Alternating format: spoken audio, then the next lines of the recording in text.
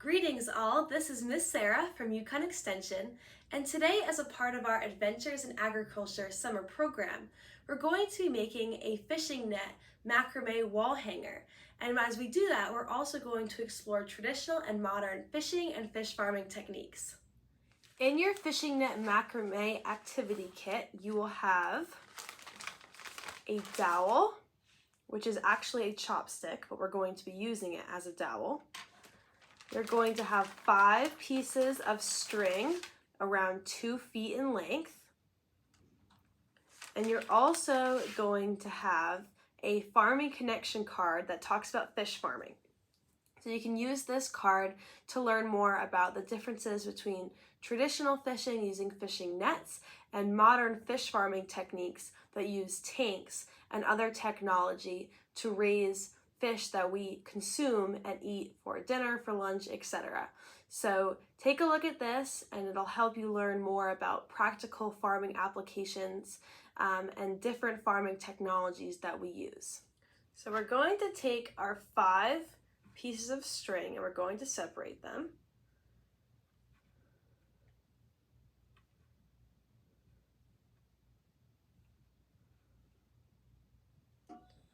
And we're going to start by folding each one in half.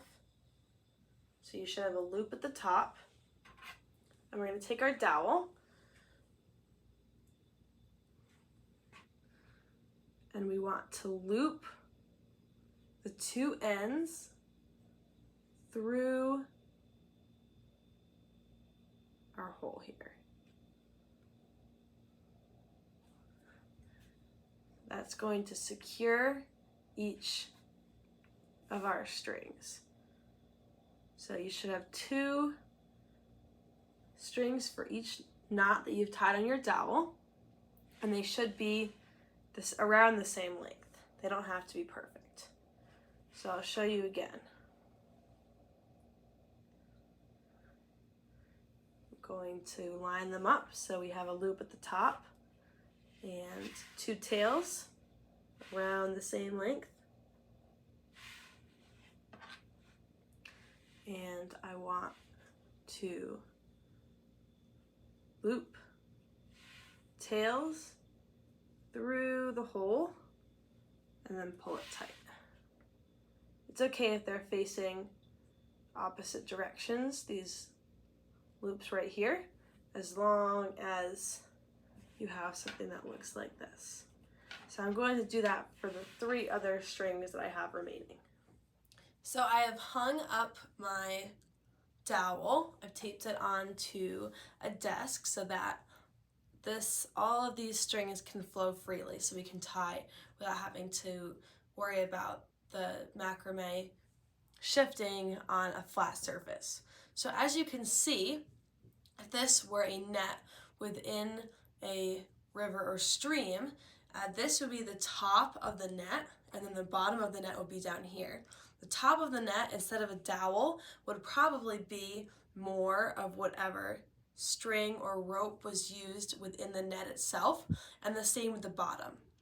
And then there would likely be an item or 2 keeping this part of the net afloat on the top of the water, like a piece of cork, and then there would be something tied to the bottom of the net, like a rock, on both sides of the net to keep the bottom of the net from floating up towards the top of the surface of the water.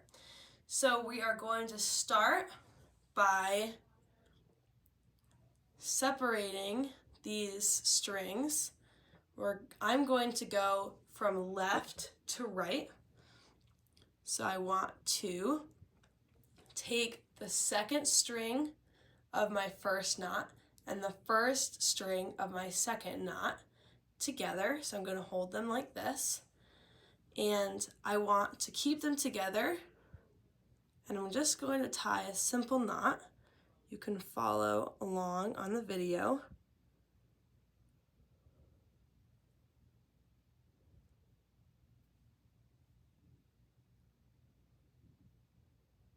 So this is what it looks like before I pull it tight.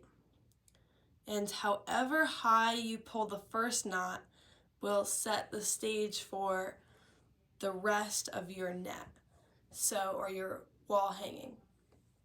So I want about an inch between the dowel and the knot, so that is where I'm going to tighten my knot. You can make it longer or you can make it shorter. The shorter the distance, the more knots you will tie to finish your wall hanging. But you don't want to go too long because then you'll only have a few knots on your wall hanging before you run out of string. So I've tied my first knot. Now I'm going to take this string that's left over from my second knot, my second, tie up here. And I'm going to take the first string of my third, and I'm going to do the same exact knot that I did to our first grouping.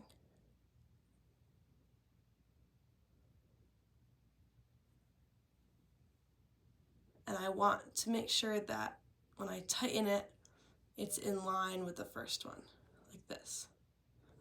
This is a common knot used in net making. It's nice and sturdy, and it's really easy to replicate. So I'm going to take my next string and the first string of the fourth tie. I'm going to repeat. And you can rewind the video as many times as you need until you feel confident in tying those knots. Now I've gotten to the next one. I'm going to repeat again.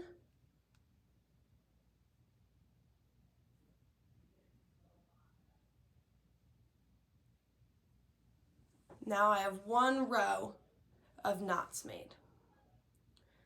So now I'm going to go down to my second. So I'm going to take our first string and the first string of our first knot. It kind of makes a triangle if I put them together. So the knot that we're going to tie will be right here. So I'm going to tie the same knot we've been using. And I'm going to shrink it up so that it's pretty even with how we've been spacing our knots. Now I have this left over, so I'm going to take,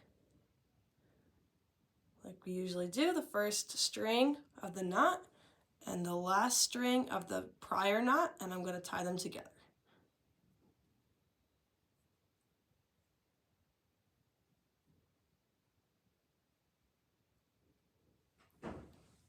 And it's okay if the spacing is a little off because it's art, so it's okay if it's not perfect.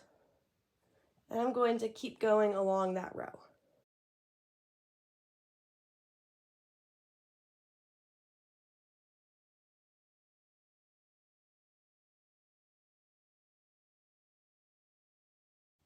Now I've gotten to the last two strings of this row.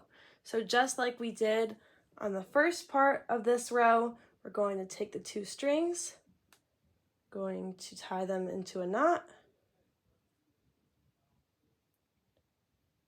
and we're going to finish our row. The third row of knots is going to be similar to the first row. We want to leave one of these strings behind so that we keep this straight path on the edge of our wall hanging. So I'm going to choose the longer of the two strings to tie with the first string of the second knot. So leave this one behind and keep going with the others.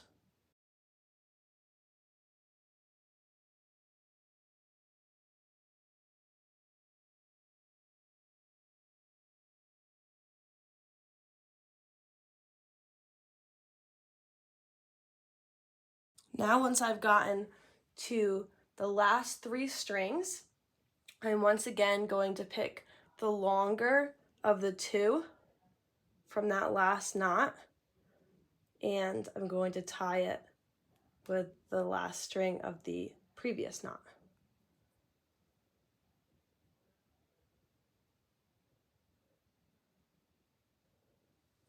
And I'm just going to repeat this pattern of knot tying all the way down our fishing net until we run out of string. So this is close to my finished product. I've gotten to the point where there isn't enough of the string to continue tying. So I personally am going to trim my long pieces, but you can choose how you would like to finish the bottom of your net. And you can see how if this were in a river or a stream and fish were swimming at it or being swept downstream towards the net, they would get caught right here in our net. And that was a way for indigenous peoples to successfully catch fish to eat. And if you go to the museum, you will be able to see this actual net that was an artifact or a recreation, and then you can visualize how a larger scale net would be useful in catching fish. So have fun with your wall hanging macrame that looks like a traditional fishing net, and you can hang this on your wall. You can continue to add to it with other items, other crafty items, however you would like. And have fun with it, and we will see you in the next video.